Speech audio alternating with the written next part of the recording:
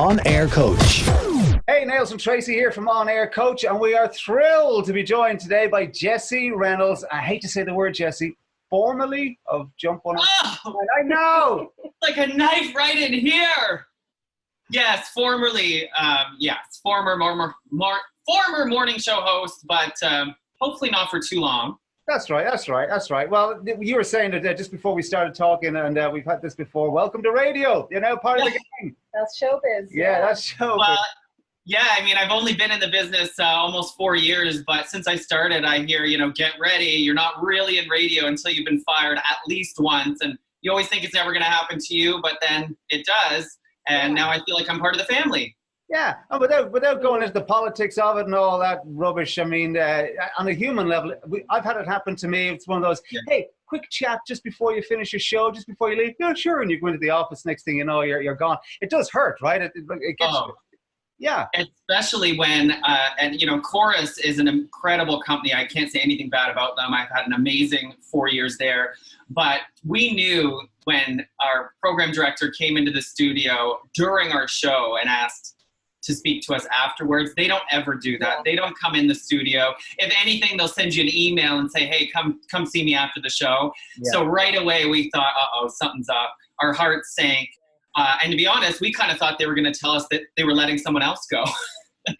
But we were wrong. And we were separately told we were being let go due to restructuring. That was the only reason we were given. Yeah, of course. Yeah. We've new plans in operation. Unfortunately, you're not part of them, all that kind of thing. And you also, part of the problem is you probably don't have a plan B necessarily locked in. So you're kind of left going, oh, crap, what do I do now? You probably have ideas, but ideas don't generate an income. And you're kind of going, great. Yeah, that's it. Oh, right now I'm getting a flood of ideas from people. But like you said, none of them are paying my rent. Yeah. I'm very fortunate that I'm a comedian with Yuck Yucks, the international comedy group. So they're helping me out right now too. And that's actually where I got my start. So until I find something else in radio or TV, I'm just going to go back to my roots of stand-up and see what happens there. Your history in radio is quite short. I mean, we know how you got into it, but tell us. It was a contest, Jessie, wasn't it? Yeah, I won a contest. How many people could say that? So, my background is actually in theater. I studied theater performance in Toronto at Humber College. And then after school, I realized there was no money in theater. So I had to move home and I started auditioning. And for almost 10 years, I was back and forth, Montreal, Toronto, going on auditions. Nobody would hire me.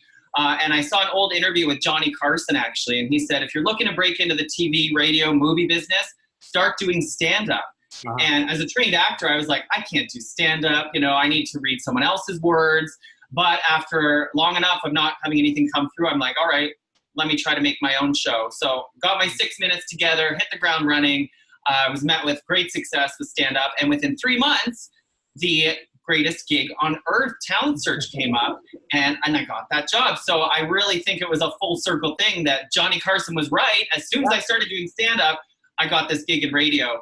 And how that worked was there was 260 people that applied for this American Idol, basically, style competition. And every week they would have us do challenges. The public would vote and they would cut it down 10 people a week, 20 people a week, until I was left at the end.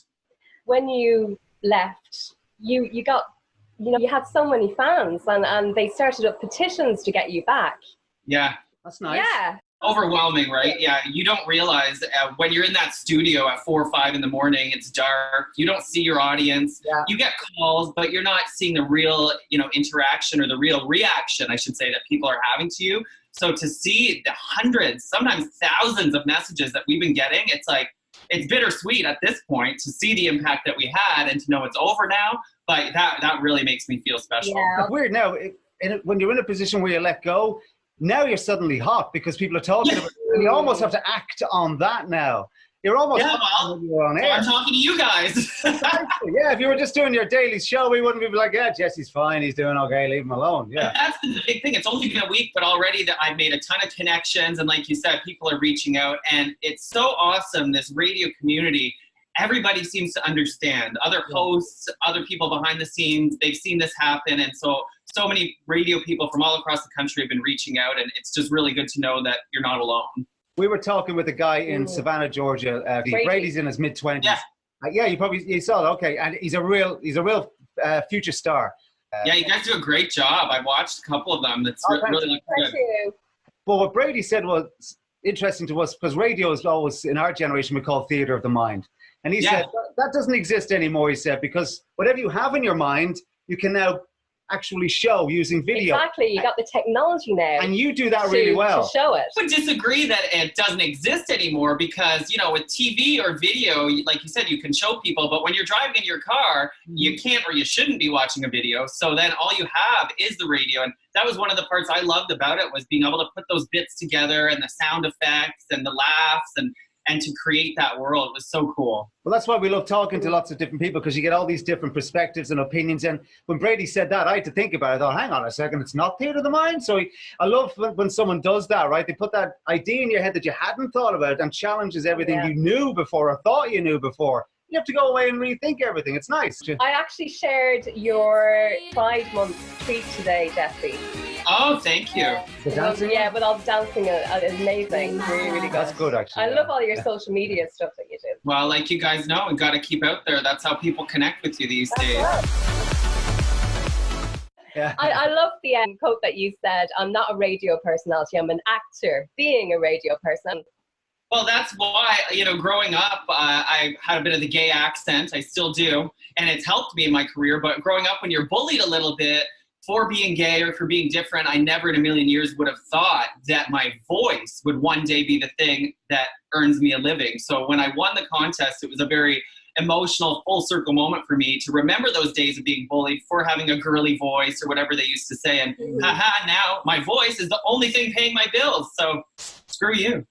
And do you know what I love about you as well? You represent the LGBTQ community.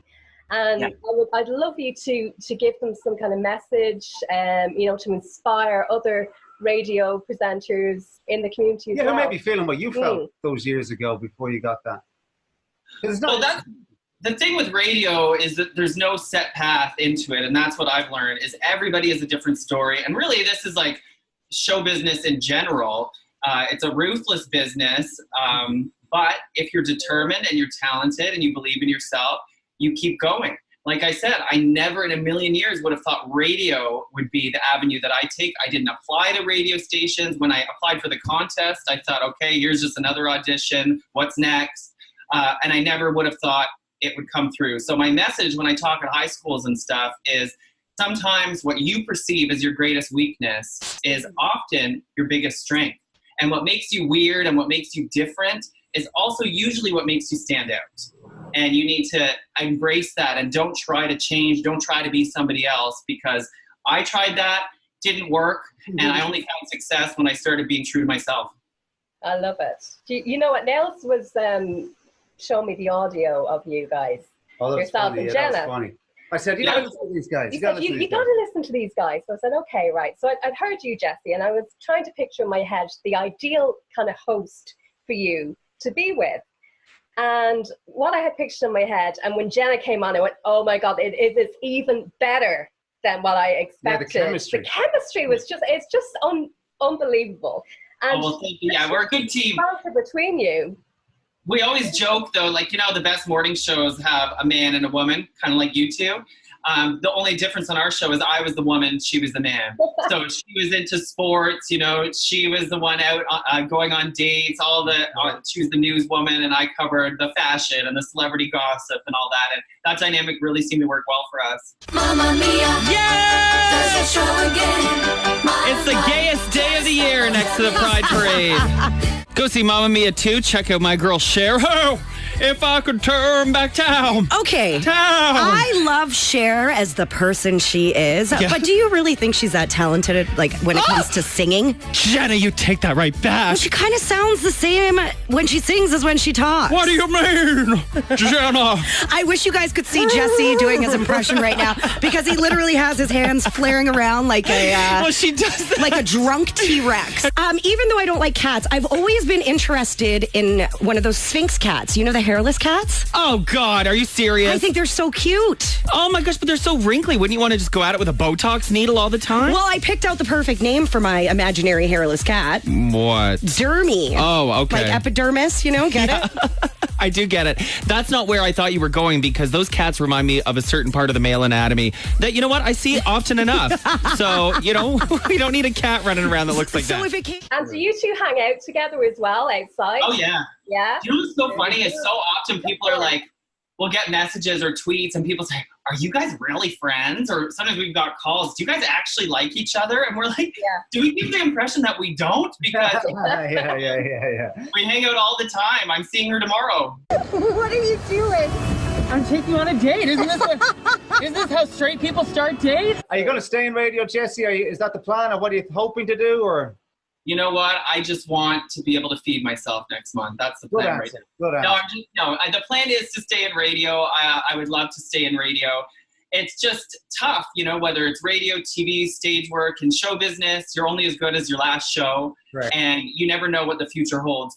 When you're a doctor, right, you have a base practice. So even if you specialize, you can always come back to your base practice or your education. But with show business, you don't know what's next. Once you're done until someone else hires you. So yes, I plan to stay in radio, but I also understand I'm at the mercy of every casting director and PD out there. Yeah. Yuck Yucks is next, though, right? Yeah. Yuck Yucks is next. And yeah, that's all I can really talk about right now. You got to take that national. Take a national. Oh, I love it. The wink. That's the way to do it. There's things in the works. I'm not stopping. This isn't the end for me. There's no way. I'm just not ready to go yet. Who knew I was going to be cleaning up this little game? Oh no. Okay. The unicorn had of shame. I see you on something like Celebrities on the red carpet doing stuff. That's what I can see. Hey, I like your style. Are you hiring? I wish. If we knew anybody, we'd be hiring. Yeah. Jesse Reynolds, thank you so much for chatting with us. It's been an absolute pleasure. We're huge fans, and we will see you on TV and doing all your stuff. It is just a matter of time. But as you say, you just have to keep believing in yourself and keep trying and knocking on that wall, don't you, all the time? That's it. Don't you guys know it? Yep. Thank you for having me. I love your style. I love your style, Jesse. I love your style. I love yours too. Thank you. I'm out of here. I was actually watching some of your 1.5 hours of all your celebrity bits. Oh my gosh, all the different clothes changes all the way through, and I was like, oh my god, and the hairstyles and the whole, that was amazing. So well, I saved all those. I'm like, I don't know if they're gonna start deleting all these videos. I better take what I can get in case I need a demo. We'll keep supporting you here. Yeah. I will. You guys have been so great. I can't thank you enough for reaching out. We're also only 94 days away from Christmas. Oh, I got a whole bag of here for you, Jenna. Don't you dare. How dare you go there? So when is it okay to get in the mood for Christmas? November 12th, day after Remembrance Day. It's Jesse's world, and we're just living in it. Oh, you finally understand. Well done, Jesse. It's raining men. Hallelujah, it's raining men. Amen. On Air Coach.